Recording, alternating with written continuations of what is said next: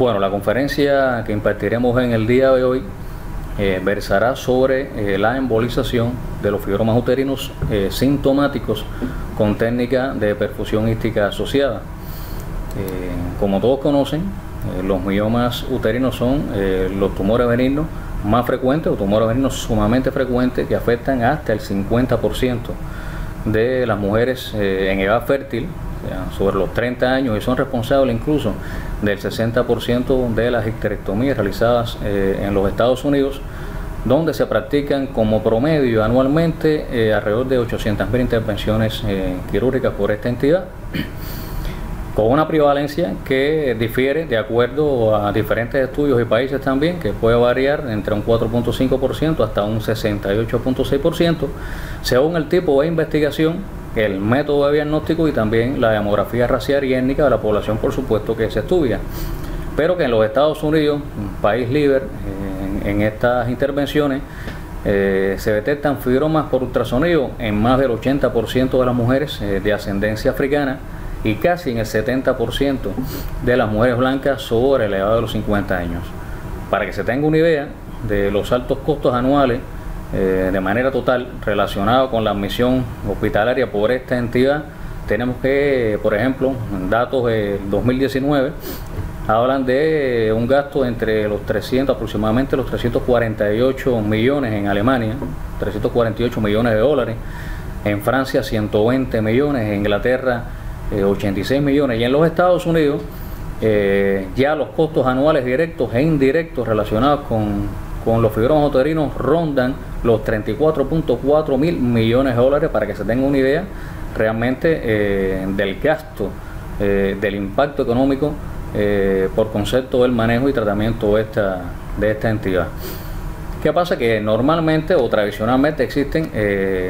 dos maneras, por decirlo de alguna forma, dos maneras de enfrentar el tratamiento de los fibromas.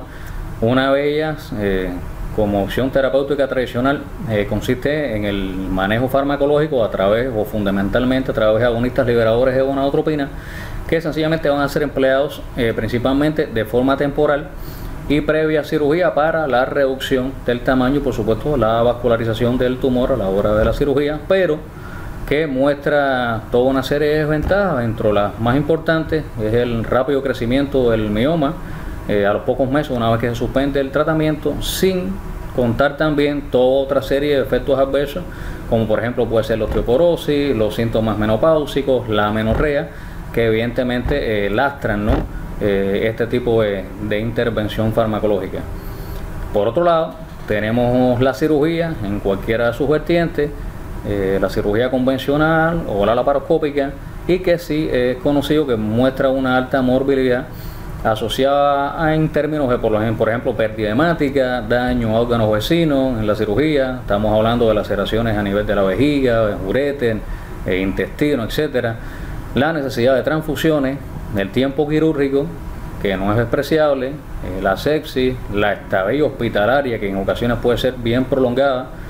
secuelas tardías que incluyen, por ejemplo, la debilidad del suelo pélvico una vez que se hace esta cirugía, porque bueno, a la vez que se retira, se hace una histerectomía,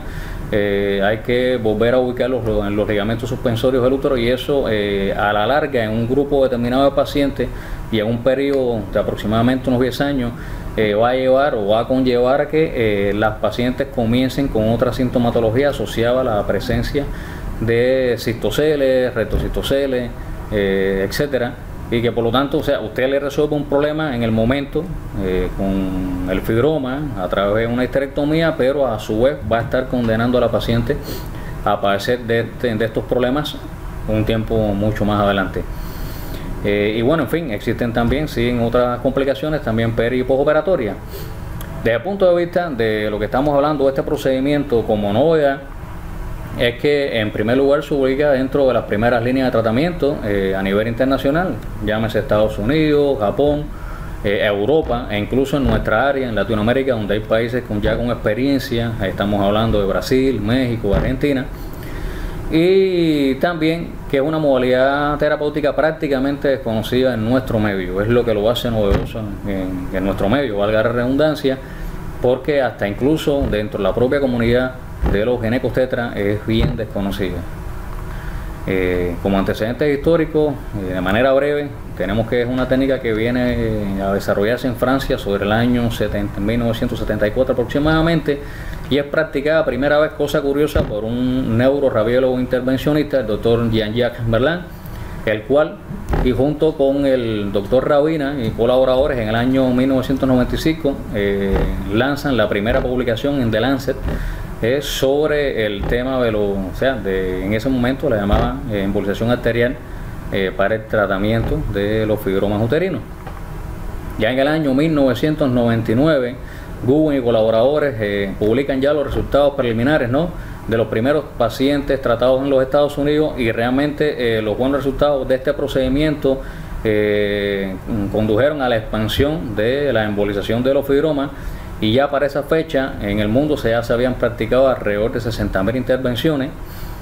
Lo mismo pasó en Estados Unidos, donde ya sobre esos años más o menos llevaban ya alrededor de entre 13.000 a 14.000 embolizaciones de fibromas uterinos, y por tanto, una vez demostraba la seguridad, la eficacia, la utilidad, es que la Sociedad de Radiología Intervencionista enuncia de que debido al número de pacientes tratados para esa fecha, fundamentalmente en Europa y los Estados Unidos, es que queda demostrado claramente de que no se trataba de un tratamiento meramente experimental, sino que era una opción terapéutica validada en pacientes, por supuesto, debidamente seleccionados. Por supuesto, se hicieron toda una serie de ensayos clínicos, uno de los cuales, o los más importantes, fue el EMI Trial, que asignó al azar pacientes con fibromas, y las cuales solamente podían ser beneficiadas con histerectomía como única modalidad de tratamiento, y a las que se le practicó la embolización. Estas pacientes fueron seguidas por intervalos de primero 5 años, después 10 años, y se demostró que el 69% de estas pacientes que se sometieron a la embolización no tuvieron necesidad de realizarse una histerectomía en un seguimiento por 10 años, e incluso a ninguna de estas pacientes fue necesario volverle a repetir el procedimiento endovascular. Por lo tanto, vuelve de todas maneras a enfatizar la Sociedad de Radiología Intervencionista que evidentemente el tratamiento de los fibromas uterinos era un tratamiento mínimamente invasivo, seguro y de alta eficacia para el control de los síntomas dados por los fibromas uterinos. En Cuba empezamos alrededor del año 2010, y bueno, con los primeros casos, realizando nuestra primera publicación en el año 2015, dando a conocer este procedimiento.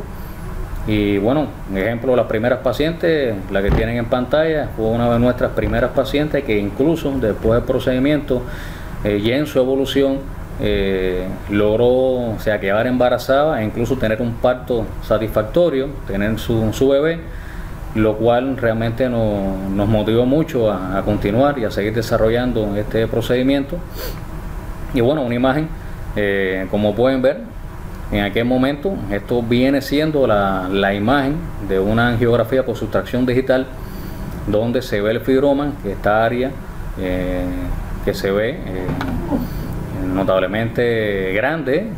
llena de contraste, y bueno, el resultado una vez que se hace la embolización o la exclusión vascular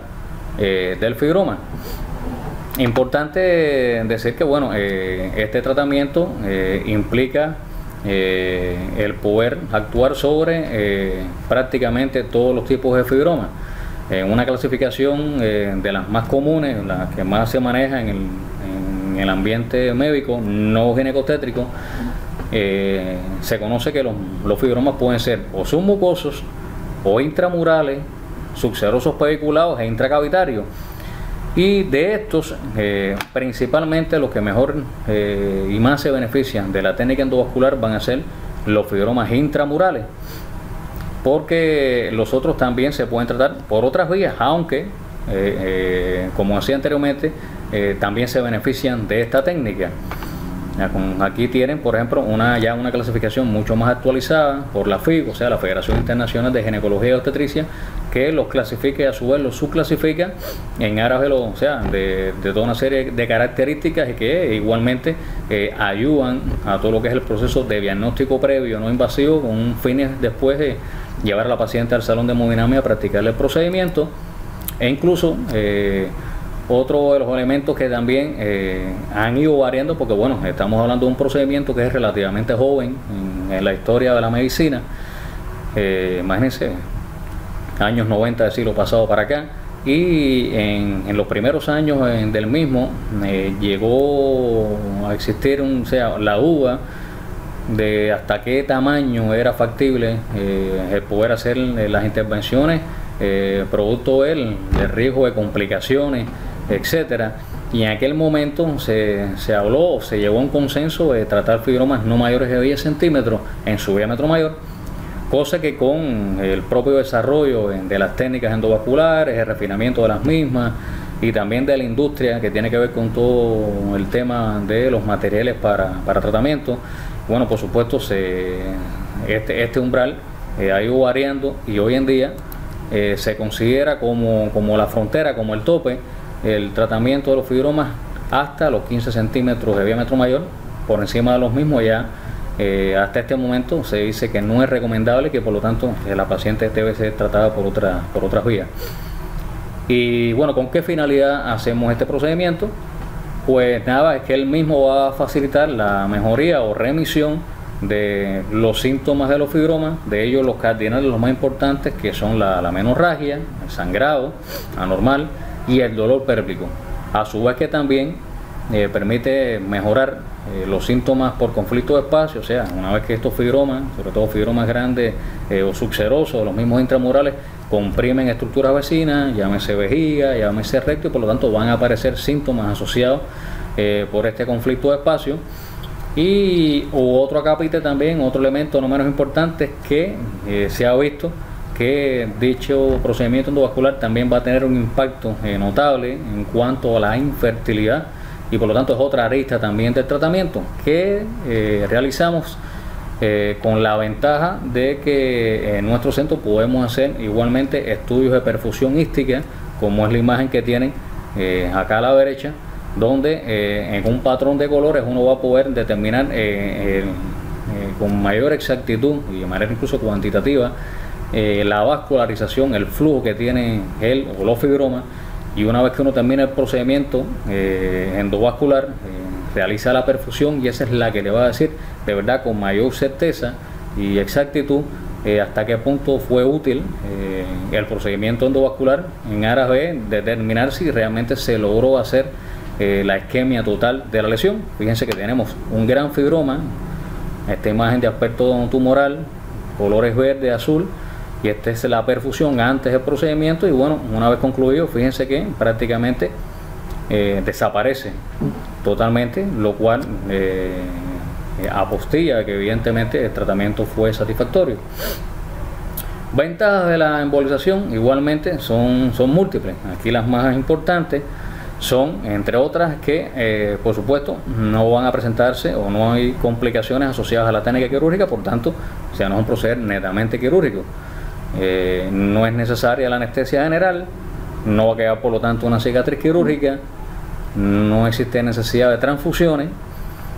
el índice de recidivas también es mucho menor con relación a la miomectomía. Usted le hace la miomectomía a la paciente, al año, 2 años y tanto, vuelve a veces a aparecer el fibroma. En el caso de la embolización,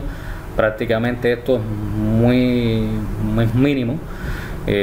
No tenemos el trauma psicológico, por supuesto, de una cirugía mayor. La convalecencia es más corta, estamos hablando de un término de 4 días, 1 semana, cuando más, y lo veremos más adelante. La mujer preserva el útero, otra cosa importante, no solamente por las funciones reproductivas, sino también cuando hablamos de la esfera sexual, es algo que a veces se soslaya y realmente reviste gran importancia para la mujer. Tampoco tenemos secuelas postquirúrgicas, como habíamos hablado anteriormente, el tema de los cistoceles, los rectocistoceles. Y algo muy importante y muy atractivo a su vez es que muchas mujeres pueden reanudar su actividad diaria de forma ligera a los pocos días de la embolización. Si van acá en esta imagen, en este esquema a la derecha, esta lámina, sobre todo desde el punto de vista estético, otra de las ventajas es que, por ejemplo, o sea, las pacientes que sometidas a cirugía abierta van a quedar siempre con una cicatriz, ya sea horizontal o vertical, en el abdomen, en el mejor de los casos que no existe aqueloide asociado, por lo tanto hay una deformidad. Desde el punto de vista estético también eso es algo que impacta en la psicología de la propia mujer. Con relación si fuera un procedimiento, o sea, laparoscópico convencional, de todas maneras van a quedar igual cicatrices, 4 puertos de entrada. La robótica alrededor de 5, mientras que el procedimiento el cual estamos hablando solamente lleva una incisión mínima de apenas 1 milímetro, un y tanto, y que después de finalizado el procedimiento prácticamente no queda marca, huella ninguna, y por lo tanto desde el punto de vista físico, presencial, la mujer se siente mucho mejor porque no va a tener el lastre de estas cicatrices que a veces pueden ser deformantes y por lo tanto influyen también incluso hasta en la propia sexualidad de la mujer. Y por lo tanto, otro aspecto importantísimo es que la tasa de éxito en pacientes, por supuesto, bien seleccionadas, va a ser alta. Estamos hablando de hasta un 96, quizás 97%. Además, bueno reconocer,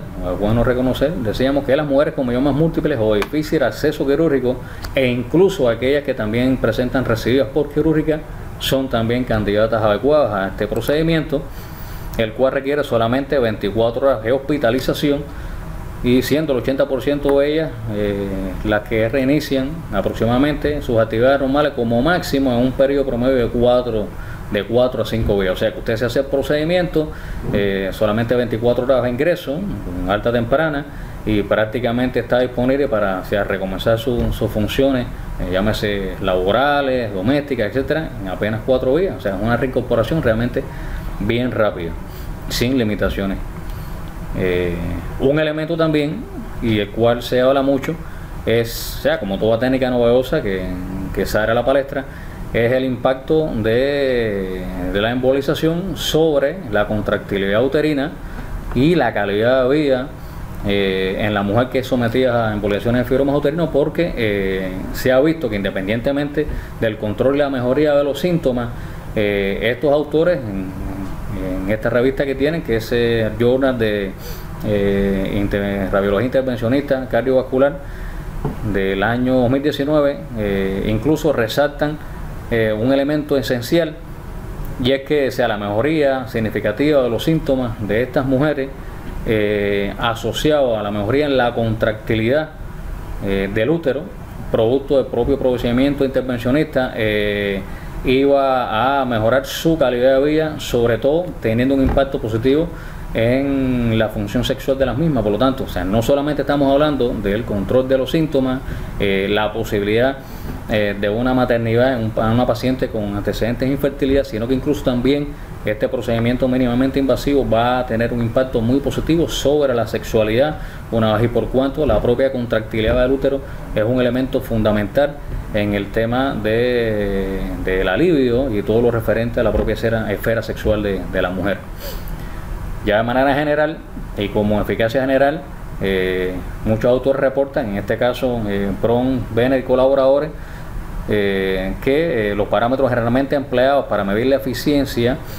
de la embolización incluyen de manera general la reducción del tamaño del fibroma, el alivio de los síntomas y la satisfacción del paciente, y que estas técnicas se asocian con una media general de disminución de volumen del fibroma dominante. O sea, acuérdense que aquí se pueden tratar pacientes con 1, 2, 3 fibromas, pero bueno,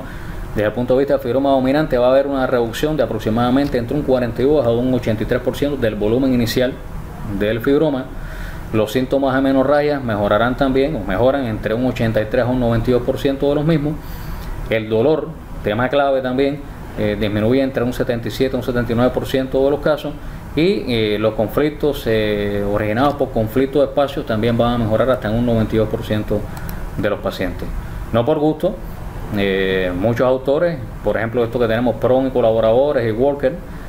plantean en sus series de estudios disminución importante desde el punto de vista del volumen tumoral y con una alta satisfacción del paciente. O sea, Pron y colaboradores en el año 2003 ya estaban hablando de un 42% de disminución del volumen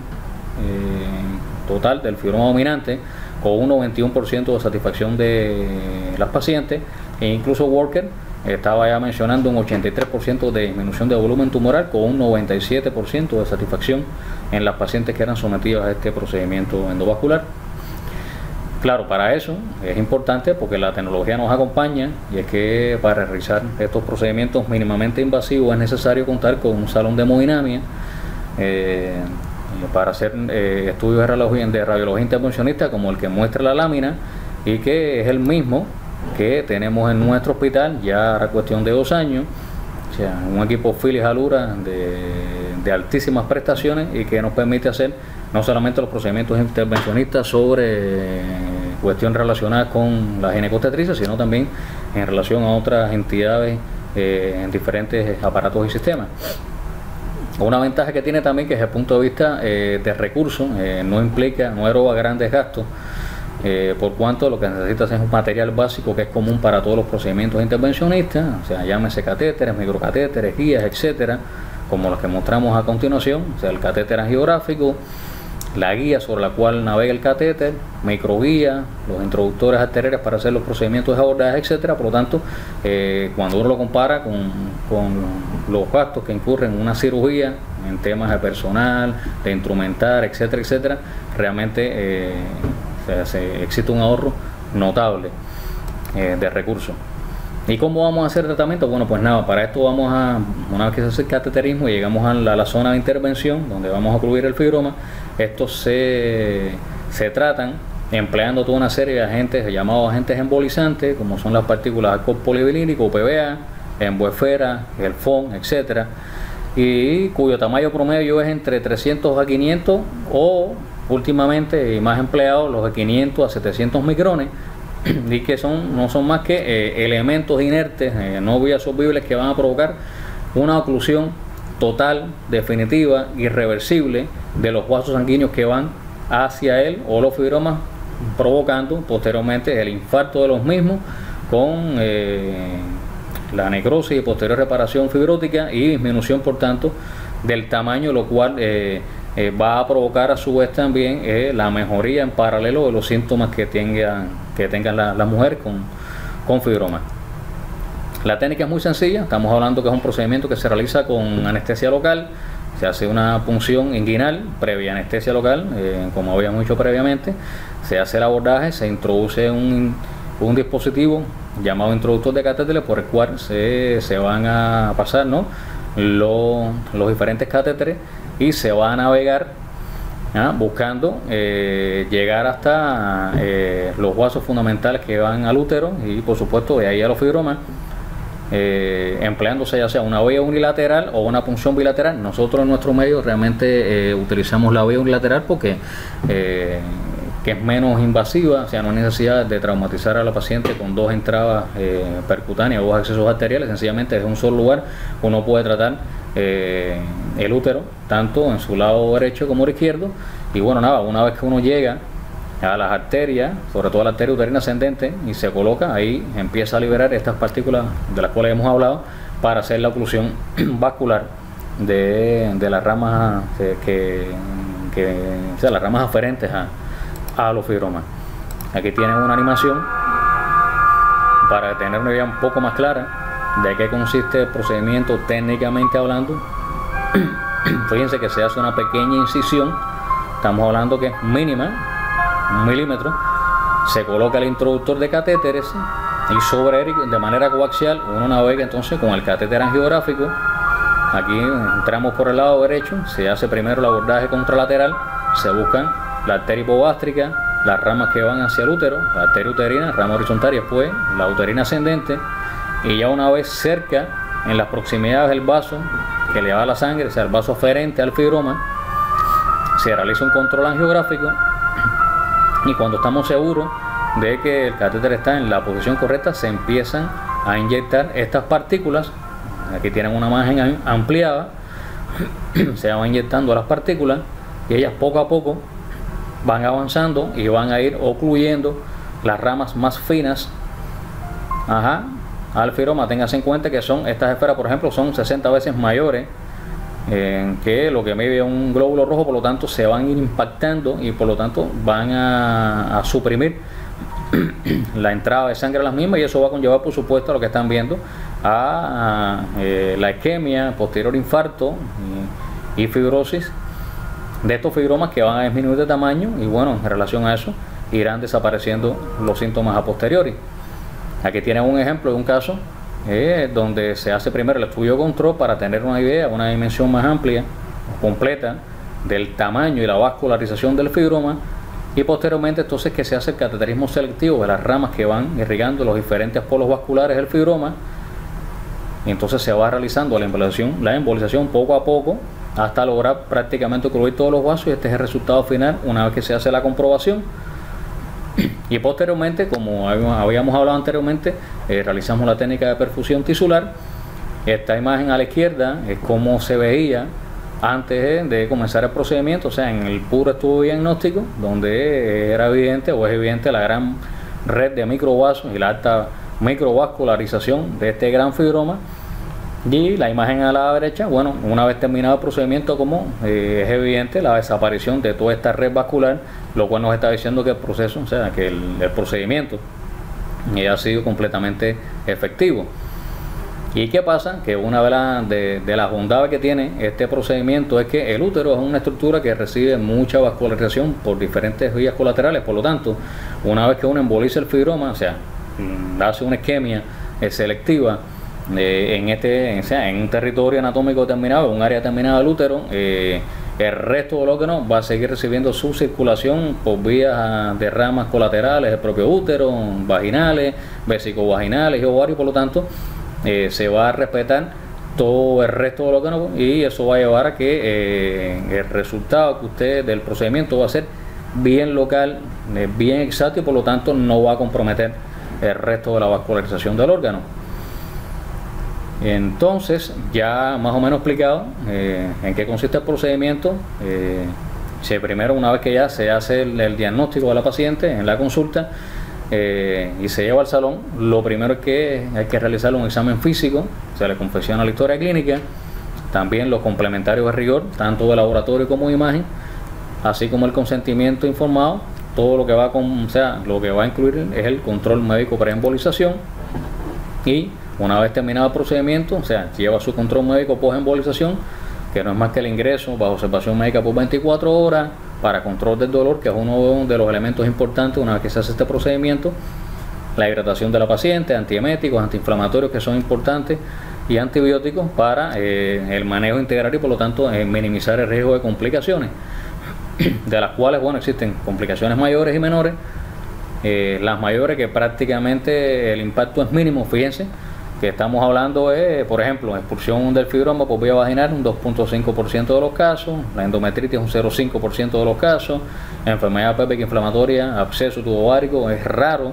al igual que el piomioma, las trombosis venosas profundas 0.25% de los casos, el tromboembolismo pulmonar un 0.25% de los casos, degeneración sarcomatosa menos un 1%, y reportado solamente disfunción ovárica, necrosis uterina, muy rara la muerte. O sea, estamos hablando que a pesar de ser complicaciones mayores, no pasan del 2.5% de los casos, algunas, cuando más, las demás,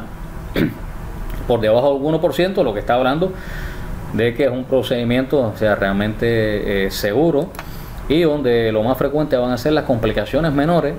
Estamos hablando que son dependientes también del rabiólogo, la persona que está haciendo el procedimiento, como el tema de los hematomas en sitio de punción,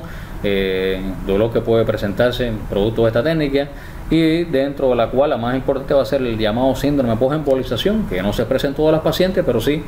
hay que tenerlo en cuenta, porque en algunas de ellas son pacientes que posteriormente al procedimiento van a cursar con dolor de manera ligera, moderada, náuseas, vómitos, hipertermia, fiebre que puede durar de 3 a 5 días, que no es más que este síndrome, el resultado de la respuesta adaptativa al fenómeno de isquemia producido de manera artificial. Y entonces nada, aparejado a esto viene un síndrome de respuesta inflamatoria, que no es más que, vuelvo y repito, la adaptación del organismo a la injuria que se le provoca, pero que sencillamente se controla de manera muy exitosa, muy efectiva, solamente con medidas generales, observación y cuidados menores, y suficiente con esto solamente. Existe también, por otro lado, preocupaciones, o han existido a lo largo del desarrollo de esta técnica, preocupaciones por cuanto se ha visto, sobre todo al principio del desarrollo de esta técnica, de que las mujeres que se sometían a embolización de fibroma y que estaban buscando, una mejoría de su fertilidad para salir embarazadas, Estos embarazos se asociaban a riesgos, ¿no?, ya en el tercer trimestre del embarazo, como era el caso de parto pretérmino, bajo peso al nacer, etcétera, y que en un primer momento se pensó que era derivado o era justificado por este tipo de intervención. Sin embargo, toda una serie de estudios actuales y diferentes series han mostrado que y coinciden en que el embarazo es perfectamente posible en personas, en mujeres que se realizan la embolización, como por ejemplo, este es un artículo de la revista de la British Journal de Radiología del año pasado, también de Journal de Medicina Reproductiva, Ginecología y Obstetricia, donde ellos concluyen que la UFSA, por sus siglas en inglés, la embolización de los fibromas uterinos, parece ser un método saludable en pacientes con fibromas uterinos, las cuales van a preservar su fertilidad y los resultados de su embarazo van a ser promisorios, o sea que realmente se está hablando de una técnica segura y que va a incluso permitir embarazos seguros en pacientes que tienen trastorno de la fertilidad mediados por fibroma. Tenemos este trabajo también de Journal de Cardiovascular Interventional Radiology del año pasado, o sea, el embarazo y sus resultados en pacientes después de la embolización de fibromas uterinas. Y esto es un estudio, o sea, una revisión sistemática y un metaanálisis donde se emplearon 24 trabajos originales con búsquedas en PubMed, Medline, etcétera, diferentes bases de datos, y donde ellos finalmente, o sea, como conclusión, consideraban que los hallazgos del estudio mostraban de que la embolización era un procedimiento a su vez seguro, efectivo, y que no comprometía la posibilidad de un embarazo final, o sea, completo, y un parto en condiciones normales, porque incluso en todo este pool de información y de posibles complicaciones, las más frecuentes como, o sea, el aborto, el parto pretérmino o el bajo peso al nacer en pacientes sometidos a embolizaciones de fibroma uterino, era muy similar al resto de la población en general. Por eso es que se hablaba incluso también de la posibilidad como procedimiento endovascular y con riesgos que se ven en otros estudios similares, donde a veces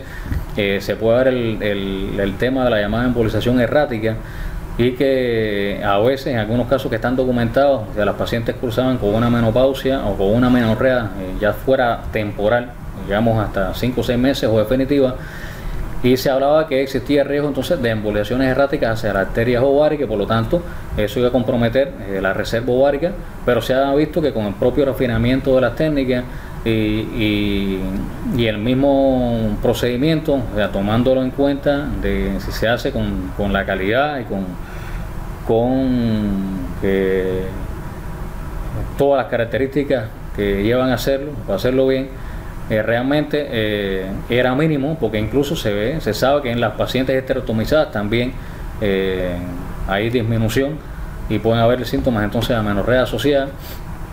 pero que en el día de hoy realmente, o al día de hoy realmente, esto es poco probable. ¿Por qué razón?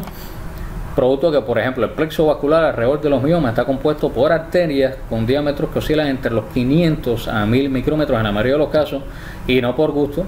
Estamos hablando que utilizamos partículas de 500 micrones en adelante, producto que el diámetro de las anastomosis uteroováricas es por lo general menor de 500 micrómetros. Por lo tanto, se entiende perfectamente que es muy poco probable que utilizando partículas o elementos embolizantes de mayor diámetro,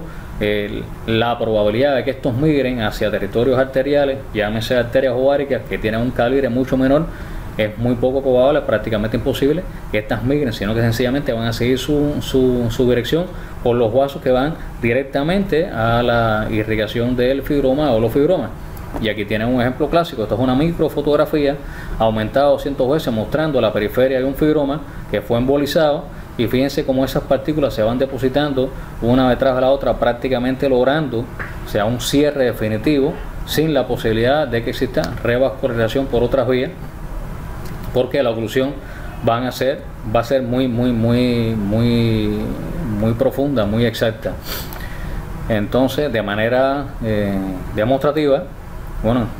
tenemos varios casos. Por ejemplo, esta paciente de 27 años que nos llegó con dolor en las piernas, náuseas, vómitos, sangrado abundante, incluso con un sangrado que motivaba el recambio de hasta 5 hemorragias al día. Se intervino el 25 de septiembre del año 2019, y ya en la consulta la primera consulta que se realiza la hacemos prácticamente a los 15 días. Ya la paciente refería que habían desaparecido el dolor en las piernas, las náuseas y los vómitos, la menstruación ya era de 2 días con cambios de almohadilla, había hasta 2 veces de 5 que tenía, en apenas 15 días hubo una disminución notable. Y fíjense, primero el ultrasonido que se le realiza a la paciente en modalidad Doppler también asociada,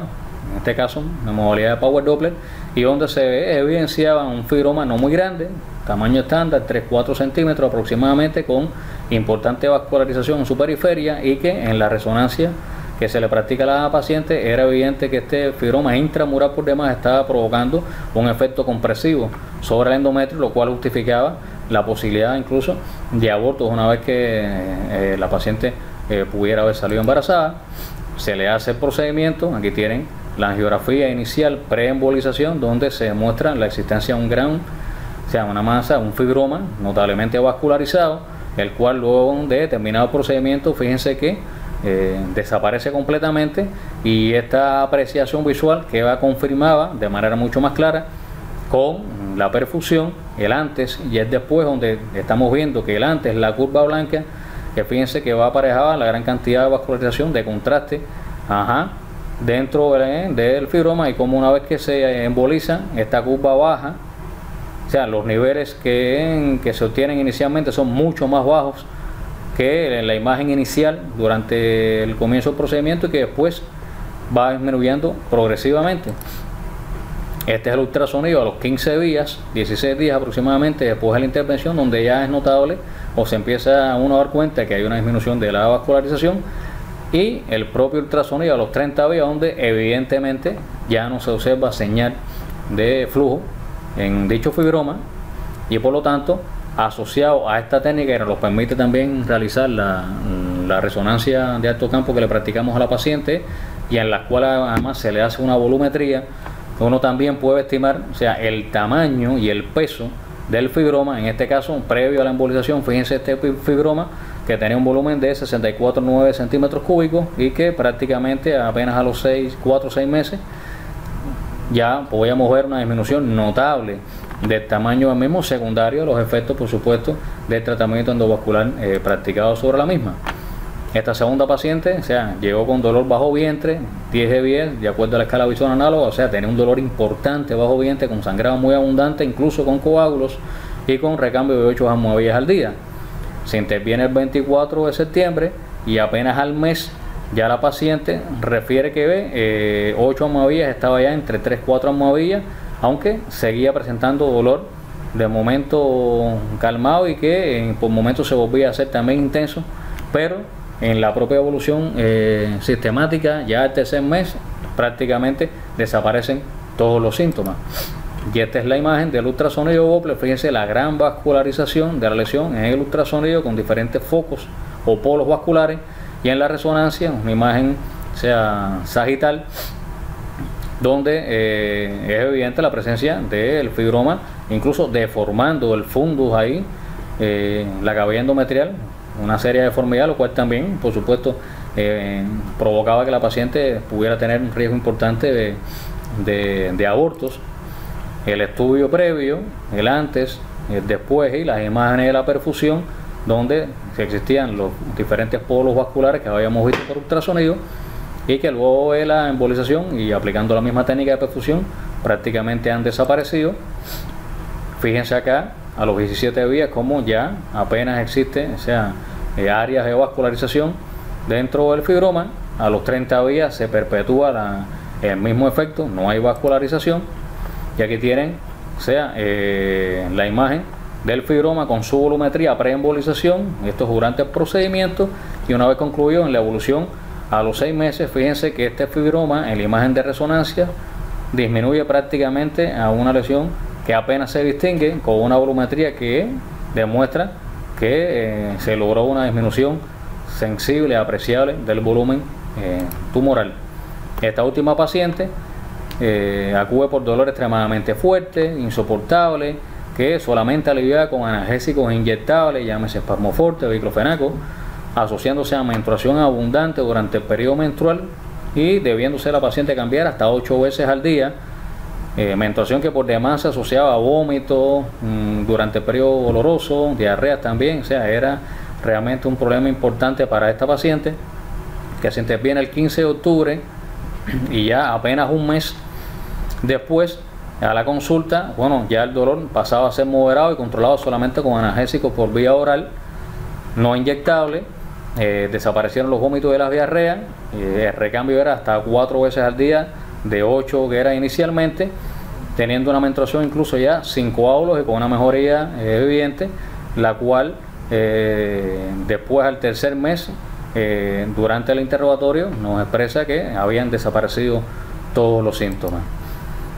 El ultrasonido, como pueden ver, sea un gran fibroma, ya rondando ya los 10 centímetros, lo que se llaman fibromas gigantes, con una alta vascularización, tanto en Doppler color como en modo Power Doppler. La resonancia magnética, donde se logra ver la imagen y su volumetría correspondiente, 197.4 centímetros cúbicos. Fíjense, a los 16 días, como ya apenas hay vascularización, la cual se mantiene igual a los 30 días, y la volumetría a los 4 meses de procedimiento, como de 197 centímetros cúbicos, pasa a 14.3 centímetros cúbicos, lo cual nos dice que evidentemente fue satisfactorio el procedimiento. Entonces, para ir terminando, es importante que como criterios de inclusión, o sea, tenemos en cuenta pacientes en edad reproductiva o premenopáusicas con diagnóstico clínico e imagenológico de fibromas uterinos sintomáticos, fundamentalmente intramurales, y preferiblemente, aunque no es una contraindicación absoluta, en número no superior a 3, cuyo diámetro máximo no sobrepase los 15 centímetros. Vamos a tener criterios de exclusión, tanto absolutos como relativos. Absolutos los más frecuentes, sea embarazo, enfermedad neoplásica, por supuesto, sepsis genital activa, endometriosis, inmunosupresión, etcétera. Y los relativos, bueno, como toda paciente que tenga antecedentes de infertilidad, que tener ojo, cuidado, sobre todo si es una paciente que está todavía en edad reproductiva y desea tener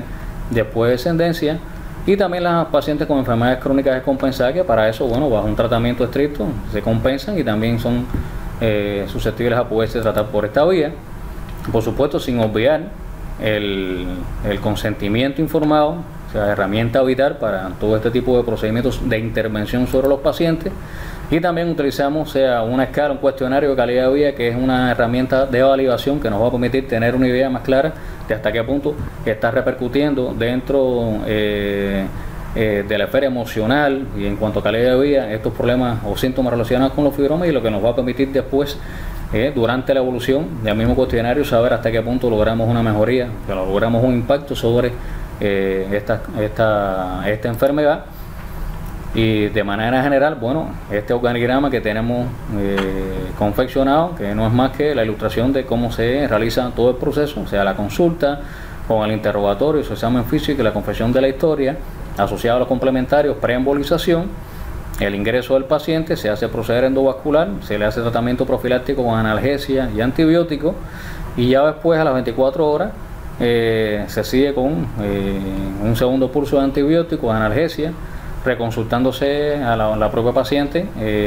la propia, valga la redundancia, consulta de evaluación a los 15 días posterior al procedimiento, donde se le repite el interrogatorio y se le hacen los exámenes de imagen no invasivo, y lo mismo durante el mes, el tercer mes, el sexto, el noveno, hasta completar el año, periodo después del cual, si todo va evolucionando bien, hay una disminución importante o desaparición de los síntomas y reducción apreciable del fibroma, se le va a la paciente el alta por nuestra parte. Pues bueno, hasta aquí de manera muy resumida y escueta una visión, una idea de en qué consiste este procedimiento endovascular, o sea, la importancia y la utilidad que tiene en pacientes con síntomas importantes motivados por fibromas uterinos. Muchas gracias.